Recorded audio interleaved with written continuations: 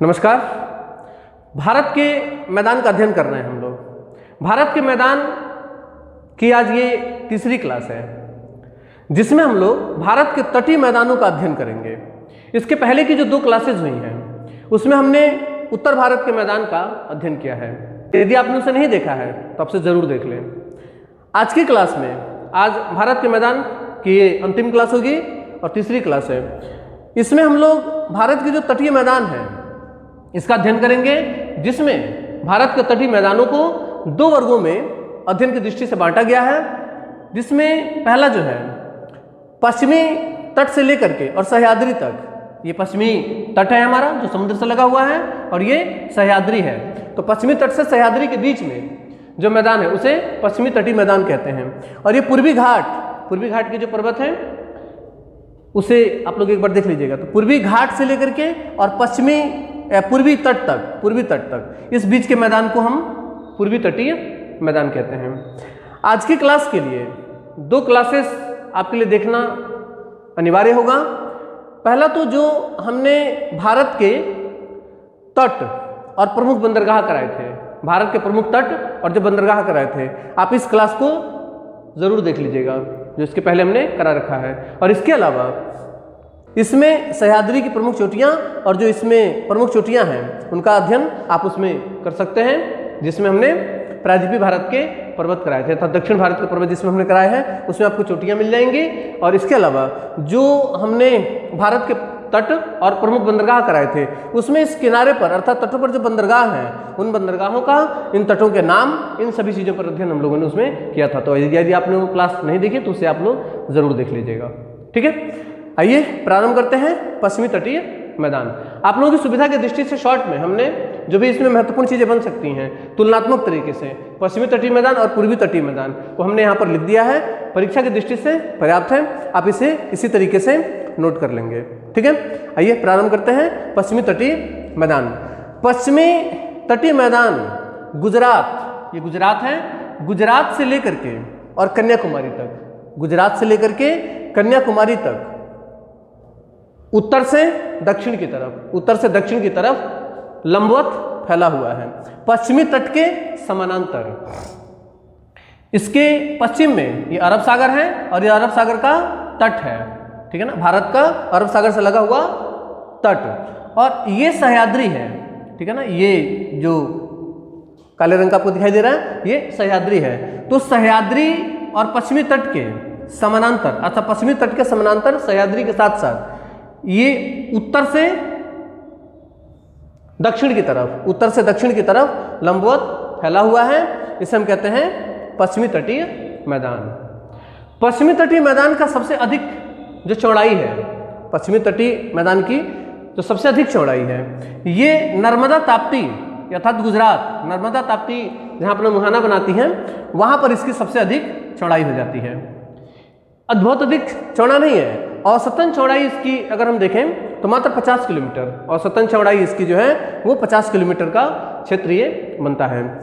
इसकी लंबाई अर्थात गुजरात से लेकर के और कन्याकुमारी तक, कन्याकुमारी को कुमारी अंतरिम और कैप किनौरी भी कहा जाता है, तो कन्याकुमारी तक इसकी जो कुल लंबाई है 1500 किलोमीटर, इसकी कुल लंबाई 1500 किलोमीटर है। ठीक है, हमने बताया था कि इस क्षेत्र का जो निर्माण हुआ है, ये बीच का जो हिस्सा आपको दिखाई दे रहा है ये गोंडवाना की चट्टान थी अर्थात प्रायद्वीपीय भारत है। प्रायद्वीपीय भारत एक पठार है और पठार का तात्पर्य होता है कि सतह से उठा हुआ भाग, अर्थात गोंडवाना से जो टूट करके आया था वो इतना ही भाग था और सह्याद्री जो कि गोंडवाना की चट्टान का जो पश्चिमी कगार था, ये क्या है, इससे सह्याद्री का निर्माण हुआ। तो इस सह्याद्री से निकलने वाली नदियों ने, इस सह्याद्री से, ये सह्याद्री का कगार है और इस सह्याद्री से निकलने वाली नदियां जो थीं, इन नदियों के द्वारा लाए गए अवसादों से ये समुद्र का जल, समुद्र भरता चला गया और इससे इस वाले तट का निर्माण हुआ। ठीक है ना, इस तट का निर्माण हुआ जिससे, और इसके बाद यहाँ पे ये हो जाएगा अरब सागर, ये अरब सागर है। तो इस वाले तट का निर्माण हो रहा है किससे, सह्याद्री से निकलने वाली नदियों से। ठीक है ना, यहाँ से जो नदियाँ निकलती हैं जैसे कि आप देख पा रहे होंगे सतरंजी, मादर गुजरात में सह्याद्री से निकल रही हैं। इसके अलावा मांडवी, जुआरी यहाँ पर गोवा से, और ये तमाम नदियाँ शरावती, गंगावेली, बराही, भरतपुर, पेरियार और पंबा, ये तमाम नदियाँ ये सह्याद्री के पश्चिमी छोर से, सह्याद्री के पश्चिमी भाग से निकलती हैं, और पश्चिमी भाग से निकलने के कारण इसमें गति जो है बहुत तेज होता है, क्योंकि ये ढलान जो है काफ़ी तीव्र है, यहाँ पर ढलान काफ़ी तीव्र है, तो यहाँ से ये नदियाँ काफ़ी तीव्र गति से निकलती हैं, जिससे इनके द्वारा लाया गया अवसाद नदी में काफ़ी अंदर तक चला जाता है, नदी में काफ़ी अंदर तक चला जाता है, जिससे इन नदियों के द्वारा समुद्र के मुख पर अर्थात समुद्र के मुहाने पर डेल्टा नहीं बनता है। यहाँ पर ज्वारनद मुख इसको कहा जाता है, ज्वारनद मुख, इसको ज्वारनद मुख कहते हैं। तो ज्वारनद मुख का निर्माण करती हैं ये तमाम नदियाँ, ठीक है। इसे एस्चुअरी भी कहते हैं, एस्चुअरी, ठीक है ना। ज्वारनद मुख अर्थात एस्चुअरी का निर्माण करती हैं, ठीक है। इस क्षेत्र में कुछ तट हैं, मैंने तट वाले क्षेत्र में कराया है। गुजरात के तट को, ये जो गुजरात का तट है अर्थात कच्छ से लेकर के दमन तक, आप देख पा रहे होंगे यहाँ पर दमन है, तो दमन तक इसे कठियावाड़ तट कहा जाता है, ठीक है। दमन से लेकर के और गोवा तक, ये गोवा है, ठीक है ना, दमन से लेकर गोवा तक इसे कोंकण तट कहा जाता है। गोवा से लेके यहाँ पर देख रहे होंगे ये मंगलोर है, ये मंगलोर यहाँ पर है, मंगलोर तक इसे कन्नड़ तट या फिर केनरा तट, सॉरी इसे केनरा तट कहा जाता है। और मंगलोर से लेकर के, कर्नाटक में मंगलोर से लेकर के कन्याकुमारी तक इसे मालाबार तट कहा जाता है, अर्थात केरल के तट को मालाबार तट कहा जाता है। इसके जो प्रमुख बंदरगाह हैं वो भी हमने करा दिए थे, जैसे गुजरात का जो तट है, गुजरात का जो तट है कौन सा, जिसे कोंकण तट कहते हैं, उसमें प्रमुख बंदरगाह जो है वो है कांडला बंदरगाह। कांडला बंदरगाह का नाम पंडित दीनदयाल उपाध्याय बंदरगाह कर दिया गया है। उसके बाद जो कोंकण तट है इसका प्रमुख बंदरगाह मुंबई बंदरगाह और नौवासवा बंदरगाह, नौवासवा बंदरगाह को जवाहरलाल नेहरू पोर्ट ट्रस्ट कर दिया गया है, ठीक है। इसके बाद गोवा है और गोवा का प्रमुख बंदरगाह मारवा बंदरगाह। इसके अलावा केरल में कोची बंदरगाह, ये इसके प्रमुख बंदरगाह हैं, ठीक है। इस क्षेत्र में अर्थात इससे लगा हुआ जो ये क्षेत्र दिखाई दे रहा है इसे खंभात की खाड़ी कहते हैं, इसे यहाँ पे खंभात की खाड़ी कहा जाता है। खंभात की खाड़ी में सह्याद्री से निकलने वाली दो नदियाँ गिरती हैं। खंभात की खाड़ी में सह्याद्री अर्थात पश्चिमी तटीय मैदान की दो नदियाँ इसमें गिरती हैं, जो कि दोनों प्रमुखतः गुजरात की नदियाँ हैं, सतरंजी और मादर। खंभात की खाड़ी में कुल 6 नदियाँ गिरती हैं। खंभात की खाड़ी में कुल 6 नदियाँ गिरती हैं, जिसमें एक साबरमती जो कि अरावली से निकल रही है, साबरमती अरावली से निकल करके खंभात की खाड़ी में गिरती है। इसके अलावा माही नदी भी खंभात की खाड़ी में गिरती है। माही नदी कर्क रेखा को 2 बार काटती है, राजस्थान में माही नदी कर्क रेखा को 2 बार काटती है, नदियों में इसको कराएंगे। इसके अलावा नर्मदा खंभात की खाड़ी में गिरती है और ताप्ती ये भी खंभात की खाड़ी में गिरती है, ठीक है ना। इसके अलावा ये सारी नदियाँ जैसे कि नर्मदा अमरकंटक से निकल रही है, ताप्ती महादेव से निकल रही है, ये विंध्य श्रेणी से निकल रही है, साबरमती अरावली से निकल रही है, ठीक है ना। तो ये तमाम नदियाँ बाहरी क्षेत्रों से हैं। लेकिन सतरंजी और मादर ये दो नदियाँ सह्याद्री से निकल करके खंभात की खाड़ी में अपना मुहाना बनाती हैं। हेडिंग डाल देंगे, पश्चिमी तटीय मैदान की नदियाँ, पश्चिमी तटीय मैदान की नदियाँ। अच्छा, पश्चिमी तटीय मैदान की नदियों की ये तो एक विशेषता ही, अर्थात मैंने बताया ज्वारनद मुख का निर्माण करती हैं ये, लेकिन पश्चिमी तट की नदियां जो हैं अत्यधिक वेग के कारण यहाँ पर काफ़ी ढलान होता है, तो इसमें गति काफ़ी तेज हो जाती है।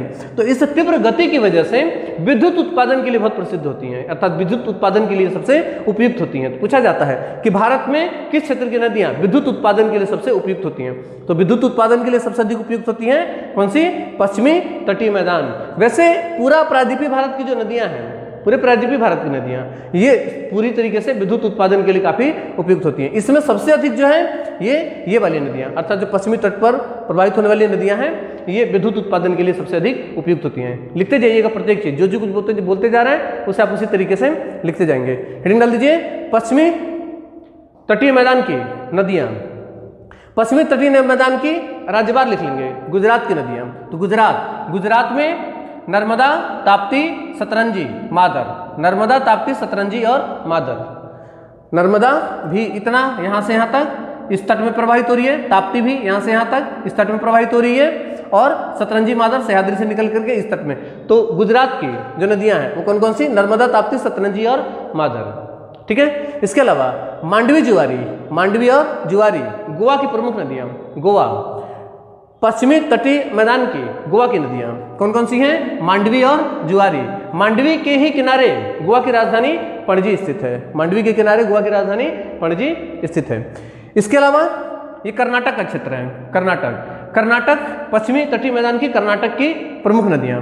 शरावती नदी मैदानी अर्थात ये जो सह्याद्री है, सह्याद्री से निकलती है और जैसे ही ये मैदान में प्रवेश करती है, तो काफ़ी ऊंचाई से ये नीचे गिरती है, काफ़ी ऊंचाई से लगभग नीचे गिरती है, जिससे एक झरने जैसा आकार बनता है। इस तरीके से ये ऊपर सह्याद्री से निकल करके और जब मैदान में गिरती है तो इस तरीके से ये मैदान में, और उसके बाद ये अरब सागर में चली जाती है। तो सह्याद्री से ये जब नीचे की तरफ गिरती है तो यहाँ पर 90 डिग्री का एक कोण बनता है। तो इस क्षेत्र को यहीं पर एक जलप्रपात का निर्माण होता है जिसे जोग गरसोप्पा जलप्रपात कहते हैं। जोग गरसोप्पा जलप्रपात भारत का सबसे ऊंचा जलप्रपात है, जो कि किस नदी पर है? शरावती नदी पर। कहाँ पर? कर्नाटक में। शरावती नदी पर कर्नाटक में इस जगह पर स्थित होता है। ठीक है ना, शरावती नदी पर यहीं पर स्थित है, भारत का सबसे ऊंचा जलप्रपात। ठीक है, सुन पा रहे होंगे। ये सह्याद्री है, सह्याद्री से जब मैदानी भाग में पहुंचती है तो इससे काफी ऊंचाई से नीचे गिरना पड़ता है, भाग में पहुंचती है और उसके बाद से ये समुद्र में मिल जाती है। तो यहाँ पर निर्मित होता है जोग गरसोप्पा जलप्रपात, जो कि भारत का सबसे ऊंचा जलप्रपात है शरावती नदी पर कर्नाटक में शरावती। इसके बाद गंगाबेली नदी और बराही नदी पर स्थित कुचिकल जलप्रपात। भारत का सबसे ऊंचाई पर स्थित जलप्रपात कौन सी नदी पर है? बराही नदी पर। किस राज्य में? कर्नाटक में। ठीक है ना। इसके अलावा केरल की जो प्रमुख नदियां हैं भरतपुरझा, पेरियार और पंबा। भरतपुरझा, पेरियार और पंबा केरल की प्रमुख नदियां। तो आप लिखेंगे पश्चिमी तटीय मैदान की नदियां राज्यवार, जिस तरीके से मैंने बताया इसी तरीके से आप इसे लिख लेंगे। केरल का जो ये तट है ये बिल्कुल इस तरीके से सीधा नहीं है।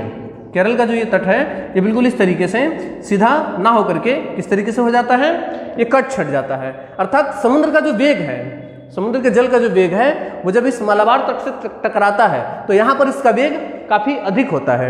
आप देखेंगे कि यहाँ पर बीच नहीं पाए जाते हैं। केरल का जो मालाबार तट है यहाँ पर कोई बीच नहीं पाया जाता है। बीच कहाँ पाया जाएगा? गोवा में और मुंबई में। गोवा, मुंबई अर्थात ऊपरी हिस्से में। इधर जो समुद्र का वेग है वो काफ़ी कम होता है। पश्चिमी तट पे इसका समुद्र का वेग काफ़ी तीव्र गति से होता है, तेज होता है। तो इस वजह से ये जो समुद्र का तट है, इधर समुद्र है इधर भूमि है, केरल का मालाबार तट है ये। तो समुद्र का जो जल है ये इसको ऐसे काट छाट देता है, इस तरीके से काफ़ी अंदर तक काट छाट देता है। ठीक है ना। इसकी वजह से समुद्र का जल सतह के अंदर तक चला जाता है, जिससे एक प्रकार के झील का निर्माण होता है। इस तरीके से समुद्र का जल सतह के अंदर आ गया और अपने ही द्वारा लाया गया अवसादों से ये वाला मुहाना ये ब्लॉक कर देता है और इस तरीके से यहाँ पर एक झील का निर्माण हो जाता है। इस तरीके के झीलों को लैगून झील कहते हैं। इस तरीके की झीलों को लैगून झील कहते हैं। केरल में दो प्रमुख लैगून झीलें हैं। केरल में दो प्रमुख लैगून झीलें हैं, एक तो है वेम्बानाड और दूसरा है अष्टामुदी झील। वेम्बानाड और अष्टामुदी झील। इसी वेम्बानाड झील पर भारत का सबसे, वेम्बानाड झील के अंदर एक द्वीप है वेलिंगटन द्वीप, इसका नाम है वेलिंगटन द्वीप। और उसी वेलिंगटन द्वीप पर भारत का सबसे छोटा राष्ट्रीय राजमार्ग स्थित है। भारत का सबसे छोटा राष्ट्रीय राजमार्ग वेम्बानाड झील के अंदर वेलिंगटन द्वीप है। वेलिंगटन द्वीप पर स्थित है भारत का सबसे छोटा राष्ट्रीय राजमार्ग। किस राज्य में? केरल राज्य में। उसके बाद अष्टामुदी झील, ये भी एक प्रकार का लैगून झील है। ठीक है, लैगून झील है। क्लियर है। तो ये रही पश्चिमी तटीय क्षेत्र।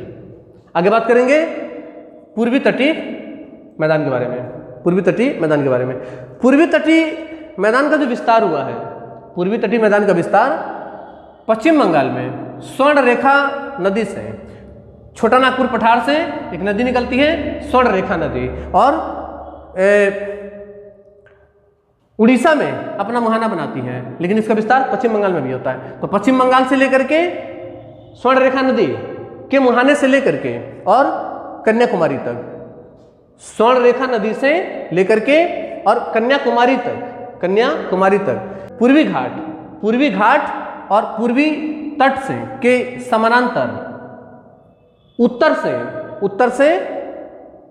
दक्षिण की ओर इस तरीके से लंबा लंबा जो प्रवाहित फैला हुआ है पूर्वी तटीय मैदान लिख लेंगे। पूर्वी तटीय मैदान का विस्तार उत्तर में स्वर्ण रेखा नदी से दक्षिण में कन्याकुमारी तक, पूर्वी घाट तथा पूर्वी तट के समानांतर, पूर्वी घाट के जो पर्वत है उसके और पूर्वी तट के समानांतर उत्तर से दक्षिण की ओर विस्तृत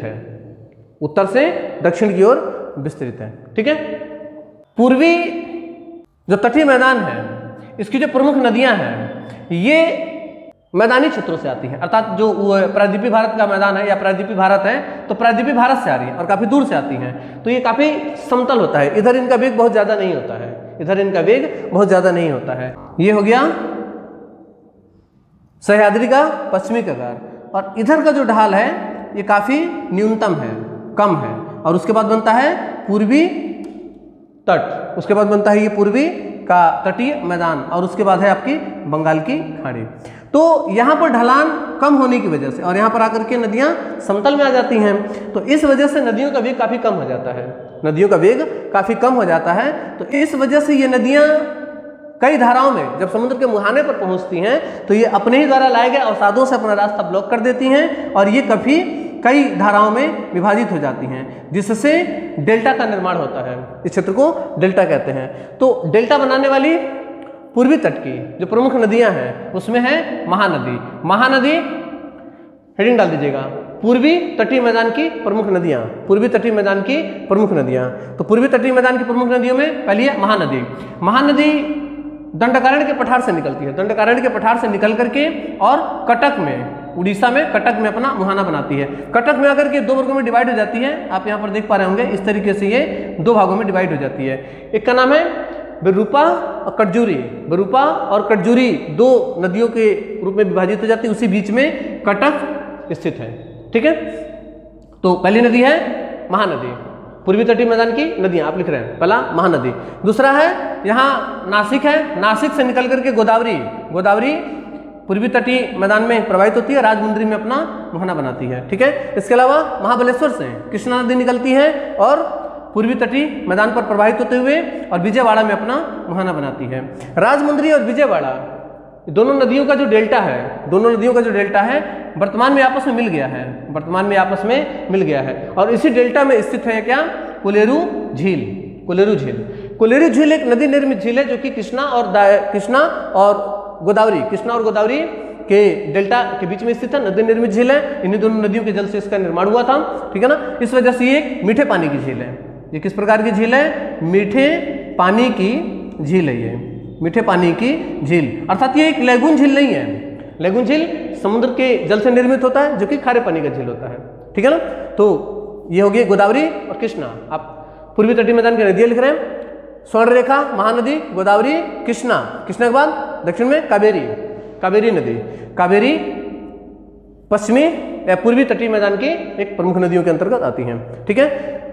पूर्वी तट की लंबाई स्वर्ण रेखा से लेकर के और कन्याकुमारी तक 1300 किलोमीटर। इसकी औसतन चौड़ाई, अब जैसे आप देख रहे हैं कहीं कम कहीं ज्यादा होता है ये, इसकी औसतन चौड़ाई जो है वह है 120, इसकी औसतन चौड़ाई 120 किलोमीटर पाई जाती है, लेकिन फिर भी कहीं कम कहीं ज़्यादा होता है। इसकी सबसे अधिक चौड़ाई कहाँ पर है, तमिलनाडु में। इसकी सबसे अधिक चौड़ाई तमिलनाडु राज्य में पाया जाता है। ये चौड़ाई पूछी जाती है, जैसे कि पश्चिमी तट की सबसे अधिक चौड़ाई गुजरात राज्य में है। ठीक है। कहाँ पे, नर्मदा ताप्ती के मुहाने पे। और पूर्वी तटीय मैदान की जो सबसे अधिक चौड़ाई है किस राज्य में है, तमिलनाडु राज्य में है। ठीक है। हो गया लंबाई चौड़ाई। इसके अलावा इस तट पे भी कुछ लैगून झीलें पाई जाती हैं, जिसमें सबसे पहले उड़ीसा में चिल्का झील यहाँ की एक लैगून झील है। इसके अलावा यहाँ पर आंध्र प्रदेश और तमिलनाडु, ये तमिलनाडु, ये आंध्र प्रदेश। आंध्र प्रदेश और तमिलनाडु की सीमा पर एक झील स्थित है जिसका नाम है पुलिकट झील। पुलिकट झील एक लेगून झील है, पुलिकट झील एक लेगून झील है। तो ये भी किस प्रकार की झील हो जाएगी? खारे पानी की झील, खारे पानी की झील हो जाएगी। और पुलिकट झील भी किस प्रकार की झील हो जाएगी? ये भी खारे पानी की होगी, ये भी खारे पानी की, ये भी प्रमुख झील होगी। ठीक है, पुलिकट झील के अंदर ही, पुलिकट झील के अंदर ही श्रीहरिकोटा द्वीप है, श्रीहरिकोटा द्वीप है, यहाँ पर है श्रीहरिकोटा द्वीप। इसी श्रीहरिकोटा द्वीप पर स्थित है सतीश धवन अंतरिक्ष केंद्र। सब कुछ इसी तरीके से लिखते जाएगा। श्रीहरिकोटा द्वीप पर स्थित है सतीश धवन अंतरिक्ष केंद्र। ठीक है ना। पूर्वी तट पर बारिश काफी होती है क्योंकि ये बंगाल की खाड़ी है। बंगाल की खाड़ी से चक्रवाती तूफान पूर्वी तटीय मैदान में बारिश करती हैं। पूर्वी तटीय मैदान पर बारिश दोनों कारण, जैसे कि यहाँ पर आप देख रहे हैं कोरोमंडल तट, यह है आपका कोरोमंडल तट। कोरोमंडल तट पर मानसून काल में भी बारिश हो जाता है और इसके अलावा जाड़े में भी बारिश हो जाता है। ठीक है ना। और जब ITCZ ऊपर की तरफ चढ़ता है, मानसून वाले अध्याय में इसको हम लोग अच्छे से करेंगे, तो कहने का मतलब तीनों काल में यहाँ पर बारिश हो जाता है। तो ये भी क्षेत्र और इसके अलावा ये जो पूरा तट है यहाँ पर बारिश का एक अच्छा खासा क्षेत्र बन जाता है। और चूंकि नदियों के द्वारा लाए गए जल से इसका निर्माण हुआ है तो ये जलोढ़ मिट्टी है, इस वजह से धान की खेती के लिए सबसे अधिक उपयुक्त हो जाता है। ठीक है ना। तो पूर्वी जो तट है, पूर्वी तटीय जो मैदान है, ये धान की खेती के लिए सबसे अधिक उपयोगी माना जाता है। ठीक है। इसमें हमने जब भारत के तट और बंदरगाह कराए थे तो इधर के जो तटों के नाम थे उसमें कैसे कन्याकुमारी से लेकर के और कृष्णा नदी के मुहाने तक, कृष्णा नदी के मुहाने तक अर्थात विजयवाड़ा तक जो तट बनता है इसको क्या कहा जाता है? कोरोमंडल तट। कृष्णा नदी से लेकर के गोदावरी तक, कृष्णा और गोदावरी के बीच के जो तट बनता है इसे गोलकुंडा का तट कहा जाता है। कृष्णा नदी से लेकर के और महानदी तक, कृष्णा से महानदी या फिर गोदावरी से महानदी, ये जो तट बनता है इसे उत्तरी सरकार तट कहा जाता है, उत्तरी सरकार तट। और महानदी से लेकर के और ऊपर हुगली नदी, हुगली नदी का मुहाना यहाँ बनता है, ये गंगा नदी है और गंगा की ये सहायक, गंगा की वितरिका नदी हुगली, तो हुगली के मुहाने तक इसको कहते हैं उत्कल तट, उत्कल तट। ये पूछा जाता है उड़ीसा में लिख लीजिएगा, उड़ीसा में पूर्वी तटीय मैदान, उड़ीसा में पूर्वी तटीय मैदान को उत्कल का मैदान कहते हैं। ये आंध्रा का मैदान है और ये कोरोमंडल का मैदान है, कोरोमंडल तट है, कोरोमंडल का मैदान है। इस तरीके से यहाँ पर इसके अगर हम प्रमुख बंदरगाहों की बात करें, पूर्वी तट के प्रमुख बंदरगाह इसमें हमने बताए थे तमिलनाडु में चेन्नई बंदरगाह, एन्नोर बंदरगाह और तुतिकोरिन बंदरगाह, 3 बंदरगाह तमिलनाडु में। आंध्र प्रदेश में विशाखापत्तनम बंदरगाह, आंध्र प्रदेश में इसका विशाखापत्तनम बंदरगाह। ठीक है ना। ये प्रमुख बंदरगाह विशाखापत्तनम बंदरगाह, तुतिकोरिन बंदरगाह, चेन्नई बंदरगाह तुतिकोरिन बंदरगाह, एन्नोर बंदरगाह। ठीक है, ये इसके प्रमुख बंदरगाह हैं। ठीक है, मुझे उम्मीद है आपको समझ में आया होगा। भारत के जो तटीय मैदान है इससे बनने वाली जो भी महत्वपूर्ण सवाल है वो हमने यहाँ पर भी लिख दिया है। इसे आप इसी तरीके से नोट कर लेंगे, जो मैप में है इसे आप इसी तरीके से भर लेंगे। ठीक है, इस तरीके से भारत के जो मैदान है तीनों क्लासेस आप एक साथ देखेंगे। ठीक है ना। मैंने कहा था कि इस क्लास को देखने के लिए, मतलब आज की क्लास समझ में आए, इसके लिए जरूरी है कि इसके पहले की कुछ क्लासेस जैसे कि भारत के तट और प्रमुख बंदरगाह, ये वाला अध्याय, इसके अलावा जो हमने प्रायद्वीपीय भारत के पर्वत कराए थे, ये वाला अध्याय, ये दोनों देखना आपके लिए बहुत अनिवार्य होगा। ठीक है। इसके पहले हमने उत्तर भारत के मैदान कराए थे। उत्तर भारत के मैदानों में मैंने कहा था 3 क्लासेज होंगी, आज उसकी तीसरी क्लास थी, तो वो भी आप देख लेंगे, जिससे उत्तर भारत का मैदान और इस तरीके से भारत का मैदान आपका कंप्लीट हो जाएगा। भारत के मैदान, ये 3 क्लासेस देखने के बाद भारत के मैदान से बनने वाला कोई भी सवाल आपकी किसी भी परीक्षा से, चाहे यूपीएससी की परीक्षा हो, चाहे यूपीएससी की परीक्षा हो, एसएससी की परीक्षा हो, किसी भी प्रतियोगी परीक्षा में भारत के मैदान से बनने वाला कोई भी सवाल आपकी परीक्षा से बाहर नहीं जाएगा। ठीक है। कल से भारत की नदियां पढ़ने वाले हैं। मिलते हैं अगली क्लास में, तब तक के लिए धन्यवाद। जय हिंद।